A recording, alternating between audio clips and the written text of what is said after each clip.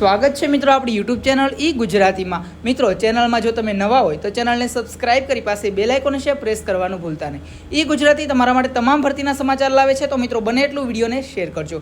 વાત કરીએ આજની ભરતી વિશે તો ગાંધીનગર મહાનગરપાલિકા ભરતી 2024 અહીં કોઈપણ પરીક્ષા વગર મિત્રો ભરતી છે અને અરજી ફી પણ તમારે ચૂકવવાની નથી। તો આ ભરતી વિશે આપણે સંપૂર્ણ માહિતી જોઈએ મિત્રો। સંસ્થાનું નામ જોઈએ તો ગાંધીનગર મહાનગરપાલિકા, અહીં પદોનું નામ 1 સીસી કમ અને ડીઈઓ। અહીં અરજી કરવાનું માધ્યમ ઓનલાઈન રહેશે। અરજી કરવાની છેલ્લી તારીખ 15 ઓગસ્ટ 2024 છે। તેમજ અરજી કરવા માટેની ઓફિશિયલ વેબસાઇટ સ્ક્રીન પર મિત્રો તમને દેખાઈ રહી છે, પરંતુ મિત્રો આ વિડીયો અંત સુધી જરૂરથી જુઓ જેથી કરીને તમને સંપૂર્ણ માહિતી અહીં મળી રહે।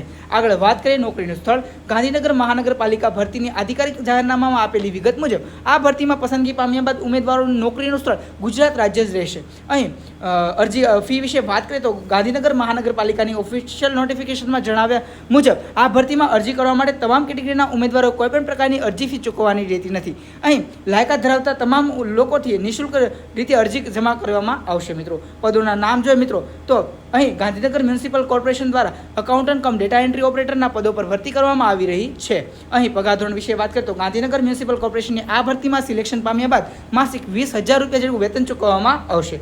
વયમર્યાદા વિશે વાત કરીએ તો ગાંધીનગર મ્યુનિસિપલ કોર્પોરેશનની આ ભરતીમાં આવેદન જમા કરવા માટે ઓછામાં ઓછી વયમર્યાદા 18 અને વધુમાં વધુ વયમર્યાદા 40 વર્ષ નક્કી કરવામાં આવી છે।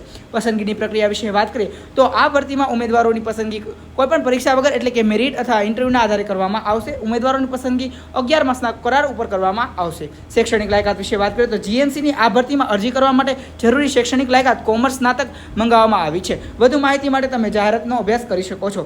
અરજી પ્રક્રિયા વિશે વાત કરીએ તો જીએમસીની આ ભરતીમાં અરજી કરવા માટે સૌપ્રથમ તમારે ઓફિશિયલ વેબસાઇટ છે ત્યાં જવાનું છે અને આ સ્ટેપ ફોલો કરવાના છે। મિત્રો જો તમે આ સ્ટેપ ફોલો કરીને તમે અરજી કરશો તો તમારી અરજી થઈ શકે છે। મિત્રો વાત કરીએ તો મિત્રો જો આ ભરતીની તમામ માહિતી માટે તમે સિમ્પલી ગૂગલ ક્રોમ પર જઈને gujulive.in સર્ચ કરવાનું ભૂલતા નહીં। ત્યાં તમને આ ફોર્મની આ જે ભરતી છે તેની અરજી કરવાની લિંક પણ મળી જશે અને સંપૂર્ણ માહિતી પણ મળી જશે। તેમજ આવી તમામ ભરતીની માહિતી માટે આજે તમારી યુટ્યુબ ચેનલ ઈ ગુજરાતી સર્ચ કરવાનું ભૂલતા નહીં। મળીએ મિત્રો નવા વિડીયોમાં।